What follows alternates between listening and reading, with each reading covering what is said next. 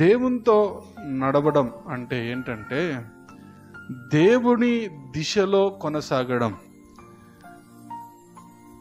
Go in God's direction. దేవుని దిశలో కొనసాగడం అంటే దేవుడు చూపించిన దిక్కుకు వెళ్ళడం, లేకపోతే దేవుని మార్గములో దేవుడు ఏ దిశలో నడవమని చెప్తాడో ఆ దిశలో నడవడం అని అర్థం.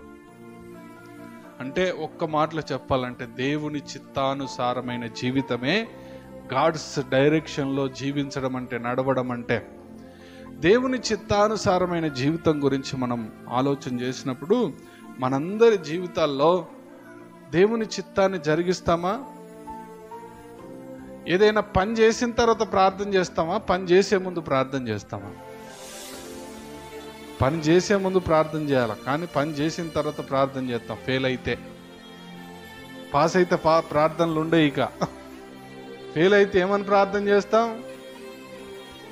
ఈ పని పూర్తి కాని ప్రభువా అంటాం. నేను ఒక మాట అడుగుతాను, దేవుని దిశలో నడవాలనుకునే వ్యక్తి, దేవుని మార్గంలో నడవాలనుకున్న వ్యక్తి ఎప్పుడు దేవుణ్ణి అడగాల? పని చేసే ముందు దేవుని డైరెక్షన్ ఏంటిదో కనుక్కోవాలా. నేను ఈ పని చేయాలనుకుంటున్నా ప్రభువా, ఇలాగ వెళ్ళాలనుకుంటున్నా, ఇది నీ చిత్తమేనా కాదా అని అడగాల.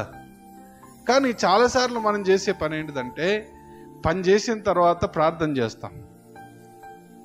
ఇది నీ చిత్తమేనా ప్రభువా అంటే ఆయన తెలియజేస్తాడు. ఆయన చిత్తమో కాదో ఆయన లేఖనాలను బట్టో, దైవజనుని ద్వారానో, ప్రసంగాన్ని బట్టో, లేకపోతే నువ్వు లేఖనాలు చదువుకుంటున్నప్పుడో ఏదో ఒక రకంగా దేవుడు నీతో మాట్లాడతాడు.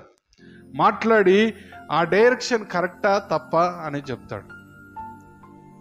చాలాసార్లు మన కుటుంబాల్లో దేవుని చిత్తాన్ని వెతకని చాలా సందర్భాలు ఉన్నాయి. అయితే దాంట్లో ప్రాముఖ్యమైనది ఏంటంటే క్రైస్తవ వివాహాలు. క్రైస్తవ వివాహాల్లో ఏబిసిడీలు చదువుతుంటాం మనం. ఏంటిది? ఏబిసిడీలు, ఏబిసిడిఎఫ్ చదువుతుంటాం. ఏంటో చెప్తాను నేనండి. ఏ అంటే ఏజ్, బి అంటే బ్యాక్గ్రౌండ్, సి అంటే క్యాస్ట్, డి అంటే డౌరీ, ఈ అంటే ఎంప్లాయ్మెంట్ లేదా ఎడ్యుకేషన్, ఎఫ్ అంటే ఫ్యామిలీ బ్యాక్గ్రౌండ్. ఇవన్నీ చూస్తాం పెళ్ళికి. దేవుని చిత్తం మాత్రం చూడం. అవునంటారా కాదంటారా? ఏజ్ చూస్తాం, బ్యాక్గ్రౌండ్ చూస్తాం, వీడు మంచోడా చెడ్డోడా అని, క్యాస్ట్ చూస్తాం, మన కులపోడేనా కాదా అని, తర్వాత డౌరీ చూస్తాం, ఎంత కట్నం ఇస్తాడు, ఎంత సంపాదించేవాడు వానికి ఎంత కట్నం ఇవ్వాలి అనేది చూస్తాం. తర్వాత ఎంప్లాయ్మెంట్ చూస్తాం. ఎంప్లాయ్మెంట్ ఏం పని చేస్తాడు, ఏం చదువుకున్నాడు, ఒకవేళ ఉద్యోగం లేకపోతే భవిష్యత్తులో ఏమైనా ఉద్యోగం వచ్చే అవకాశం ఉన్నదా, ఇవన్నీ చూస్తాం.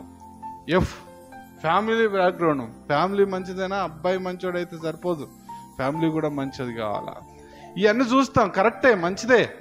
కానీ వీటన్నింటికంటే ప్రాముఖ్యమైనది ఒకటి ఉంది. ఏంటిదో తెలుసా? దేవుని చిత్తం. దేవుని చిత్తం చూసినప్పుడు ఇవన్నీ ఓకే కాకపోవచ్చు. అర్థమైందా మీకు?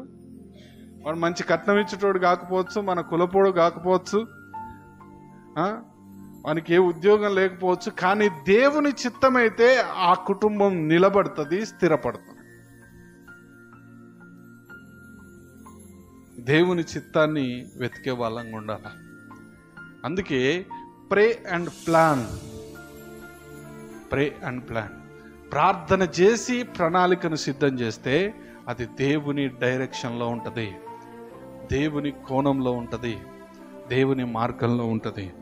ఒకవేళ మన మార్గాలైతే అవి కొన్నిసార్లు ఫెయిల్ అవుతాయి, కానీ దేవుని మార్గాలు ఆల్వేస్ బెస్ట్. దేవుడు చూపించే డైరెక్షన్స్ ఎప్పటికీ చాలా ఉన్నతమైనవి అవి. అందుకే ఇర్మియా 28:11 అంటాడు కదా, 29:11, నేను మీ కొరకు కలిగి ఉన్న ఉద్దేశాలు అవి మేలుకరమైనవే కానీ హానికరమైనవి కాదు అని చెప్తాడు కదా. ఆయన మేలైన ఉద్దేశాలను మన కొరకు కలిగి ఉన్నాడు. అయితే మనం ఏం చేస్తాం? మన ఉద్దేశాలు నెరవేర్చుకునే ప్రయత్నం చేస్తాం. మన ఉద్దేశాలు ఆల్వేస్ బెస్ట్ అని చెప్పలేం. మన ఉద్దేశాలు ఎప్పుడు దేవుని నీతిని నెరవేరుస్తాయి అని మనం చెప్పలేం. దేవుని మార్గంలో ఉంటాయని మనం చెప్పలేం.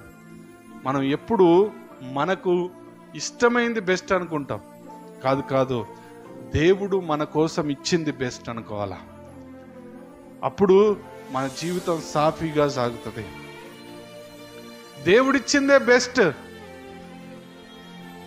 చాలాసార్లు మనకు దేవుడిచ్చిన పార్ట్నర్ని బట్టి సంతృప్తి చెందాం, ఇంకెవరి వైపు చూస్తుంటాం.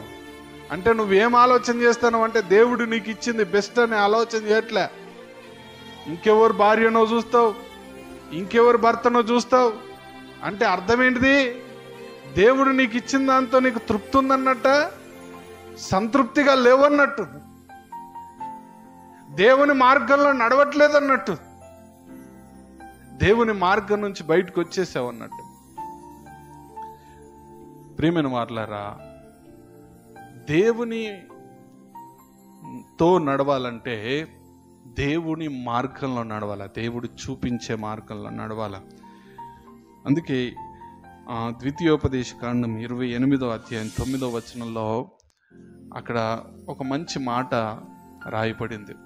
2వ తరము ఇశ్రాయేలీలతో, ఐగుప్తు నుండి బయలుదేరిన 2వ తరం ఇశ్రాయేలీలతో ఈ మాట మోషే జ్ఞాపకం చేస్తున్నాడు. 9వ వచనం, నీవు నీ దేవుడైన యెహోవా ఆజ్ఞలను అనుసరించి ఆయన మార్గములో నడుచుకొని నేడల యెహోవా నీకు ప్రమాణం చేసినట్లు ఆయన తనకు ప్రతిష్ఠ జనముగా నిన్ను స్థాపించును. ఎప్పుడైతే ఆయన మాటల ప్రకారం నువ్వు జీవిస్తావో అప్పుడు ఆయన బిడ్డగా, ఆయన ప్రజగా నువ్వు ఉంటావు అనే మాటను జ్ఞాపకం చేస్తూ ఉన్నాడు. ప్రియమైన వారలారా, చాలాసార్లు మన మార్గాలు లోకానికి ఇష్టం ఉండకపోవచ్చు. మన మార్గాలు అంటే దేవుడు చూపించే మార్గాలు లోకానికి ఇష్టం ఉండవు. వాస్తవానికి లోకము దేవుని మార్గాన్ని ద్వేషిస్తుంది అని పేతురు రాసిన పత్రికలో రాస్తాడు. పేతురు రాసిన మొదటి పత్రిక 4వ అధ్యాయం 4వ వచనాన్ని చూస్తే, లోకము దేవుని మార్గాన్ని ద్వేషిస్తుంది, కానీ ఒక మాట చెప్తాను వినండి, దేవుని మార్గాలు ఎప్పుడూ బెస్ట్. అవి కొంచెం కష్టమైనప్పటికీ కష్టమే. దేవుని మార్గంలో నడవడం కష్టమా అంటే కష్టమే. ఎందుకో తెలుసా? అది ఇరుకైన మార్గం, అది విశాలమైన మార్గం కాదు. విశాలమైన మార్గంలో ఎట్లా పడితే అట్లా వెళ్ళిపోవచ్చు. ఇరుకైన మార్గంలో ఆచి తూచి అడుగులు వేస్తూ వెళ్ళాలా, జీవితాన్ని సక్రమంగా క్రమపరుచుకుంటూ వెళ్ళాలా. కానీ చాలాసార్లు మన జీవితంలో ఒడిదొడుకులను ఫేస్ చేయాల్సి వస్తుంది. ఇరుకు మార్గం కాబట్టి చాలా కష్టంగా ఉంటుంది. అయినా సరే ఒక మాట, దేవుని మార్గంలో నడిస్తే అది నిన్ను తీసుకుపోయే గమ్యం ఏదైతే ఉందో, ఆ డెస్టినీ ఏదైతే ఉందో, అది అద్భుతమైన డెస్టినీ. కొంతకాలం ఇరుకైన మార్గంలో నడవాల్సి వస్తుంది. లోకము ద్వేషించే మార్గం అది. ఎందుకంటే లోకం ఏ మార్గంలో వెళ్తుంది?